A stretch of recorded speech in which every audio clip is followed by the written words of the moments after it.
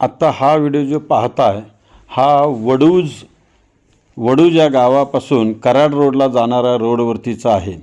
या ठिकाणी आसिफ मुल्ला म्हणून म्हसवडमधून कराडला त्यांच्या वडिलांना दवाखान्यासाठी घेऊन जात असताना या पोलीस महाशयांनी त्यांची गाडी अडवलेली आहे। या महाशयांच्या बरोबर काही खाकीवालेसुद्धा त्या पोलीस असून ते इतर नागरिकांना गाड्यांना अडवत आहेत। हे या वडूज गावाच्या बाहेरच्या या रोडवरती चाललेलं आहे। मित्रांनो, मला हे समजत नाही आहे की एक तर ह्या ग्रामीण भागातल्या पोलीस स्टेशनना एक 5 पोलिसांना एक ट्रॅफिकची वर्दी घालायची आणि त्यांचं काम करायची ड्युटी दिलेली आहे की त्या छोट्याशा गावामध्ये ट्रॅफिक कंट्रोल करावं म्हणून। पण यांचा गैरवापर व्हायला लागलेला आहे की यांना गावातलं ट्रॅफिक कंट्रोल करण्याच्या ऐवजी यांच्या सोबतीला खाकी ड्रेसवाले काही लोक द्यायचे आणि त्या पोलीस स्टेशनची गाडी द्यायची आणि असं गावाच्या बाहेर उभं राहायचं आणि या लोकांना त्रास देत राहायचं। अरे विचार करा, साधा विचार करा। अरे हे ड्रायव्हर लोक अक्षरशः जेवण जेवत नाहीत रे, त्यांच्याकडे पैसे नाही आहेत ना, म्हणून ते जेवण जेवत नाही आहेत। अशा अवस्थेमध्ये त्यांची एक वेळेला वेळ निघते, त्यांच्या परिवारात त्यांचे घरवाले वाट बघत असतात। हे बिचारे परत रिवर्स त्या घरात जातात का नाही हे देवालाच माहीत असतं। या परिस्थितीमध्ये मुलाबाळांसाठी हे कष्ट करायला लागलेले आहेत। एक तर डिझेल पेट्रोलचे रेट वाढलेले आहेत, त्यातून हे धंदे परवडणं झालेले आहेत। ही महागाई वाढलेली आहे। प्रत्येक किलोमीटर 2 ते 10 रुपये अशा पद्धतीने टोल नाके जात आहेत। राबून खाण्याचा मार्ग म्हणून ह्यांनी ड्रायव्हर धंद्यामध्ये आलेले आहेत। अरे तुमच्यासारखे जर समजा 50, 60, 70 हजार रुपये पगार असते तर हे रस्त्यावर असे आले नसते। आणि तुम्हाला देवानं दैवकृपेनं 50, 60 हजारच्या वर पगार दिलेला आहे आणि तुम्ही या गरीब लोकांना तुम्ही त्रास देत आहात। तुम्ही देऊ नका, हा त्रास देऊ नका। और तुम्ही दंड मारता। अरे दंड मारणं लई सोपं आहे हो, दंड मारणं लई सोपं आहे। तुमच्या हातात ते मशीन दिलेलं आहे, पण बिचारांनो त्यांच्या ज्यावेळेला मोबाईलवरती दंड येतो ना त्यावेळेला त्यांचं जेवणाचं ताट त्यांनी विसरतात, कारण ते दंड बघून। अशी या ड्रायव्हर लोकांची अवस्था आहे आणि तुम्ही त्यांना ऑनलाईन दंड मारता। अरे तुमची परिस्थिती समजून घ्या, त्यांची परिस्थिती काय असेल।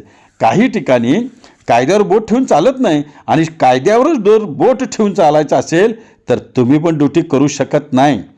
मी रोज एक नवीन विषयाच्या माध्यमातून तुम्हाला इशारा देतो, तुम्हाला विनंती करतो की कायद्यावर सगळंच बोट ठेवून चाललं तर तुमची पण ड्युटी चालणं मुश्किल होईल। लक्षात घ्या, या गोरगरीब जनतेला तुम्ही त्रास देऊ नका। काही ठिकाणी कायद्यावर बोट ठेवू नका अशी माझी विनंती आहे। जनता पण तुमच्यावर नजर ठेवून राहू शकते। जर का तुम्ही हे ऐकलं नाही तर मी तुम्हाला सांगतो की जनता भडकेल, जनतेचा उठाव एक होईल आणि पोलिसांच्या बाबतीत गावोगावी गल्ली गल्ली असे व्हिडिओ निघतील आणि रोज एक नवीन विषयामार्फत ते मांडले जातील आणि तुम्हाला अवघड पडेल। आज या खाकी वर्दी असणाऱ्या पोलिसांना इथं थांबायचा अधिकार काय आहे? कुठं नाकामध्ये दिली का? इकडून काय चोर दरोडेखोर पळून जाणार आहेत का? काय कारण आहे यांना पाठवायचं तिथं? कुठला नियम आहे, कुठला कायदा आहे? कायद्याच्या चाकोरीत तुम्ही बसता का? एवढा पगार घेता, तुम्हाला कळायला पाहिजे की गोरगरिबांना त्रास देऊ नका म्हणून सांगतोय। त्यांच्याकडे आतंकवाद्याकडे आतंकवादी असल्यासारखं बघू नका एवढी विनंती करतोय। तरी पण तुम्ही हे करता, कशासाठी चाललंय? अरे करू नका ना, तुम्ही दंड करायचं करा ना। अरे गरीब लोकांना का करताय? अरे एखादा ड्रायव्हर दिवसाला मिळून किती रुपये मिळवतो? त्याची परिस्थिती बघा, त्याच्यावर पण विसंबर असणारं कुटुंब आहे। अरे प्रत्येकाने जर कायद्यावर बोट ठेवायचं म्हटलं तर आई शपथ घेऊन सांगा तुम्ही की तुम्ही कायद्यानं वागता का? तुमचं हे जे चाललंय ते कायद्यात आहे का? हे खाकी वर्दीवाले या ठिकाणी येणं हे कायद्यात बसतं का? अरे कुठल्या कायद्यात आहे? कुठल्या कायद्यात आहे? तुम्ही ही गाडी घेऊन येता तिथं जमतं का? तुम्हाला पोलीस 5 ट्रॅफिकवाल्यांना तुम्हाला गाव राखायला दिले का? तुम्हाला गावाच्या बाहेरची ट्रॅफिकवाले राखायला दिले? अरे काय चाललं हे प्रकार? हे फार निंदनीय आहे आणि ही वेळ आणू नका। मी कोणत्याही पोलिसावर कारवाई व्हावी या भूमिकेने कधी मी व्हिडिओ टाकत नाही आहे। मी जनतेसाठी करतोय, पण याचा अर्थ असा नाही की तुम्ही जनतेला त्रास देत असला तर मी पण तुम्हाला त्रास दिल्याशिवाय राहणार नाही, याची जाणीव तुम्ही ठेवून घ्या। हे ग्रस्त शूटिंग करताना मोबाईल कसा काढून घेतात, ही दादागिरी कोणत्या कायद्यात बसते हो? का हो? तुम्हाला भीती कशाची आहे? शूटिंग होणार, या पुढे सगळ्यांचे होत राहतील याची दक्षता घ्या।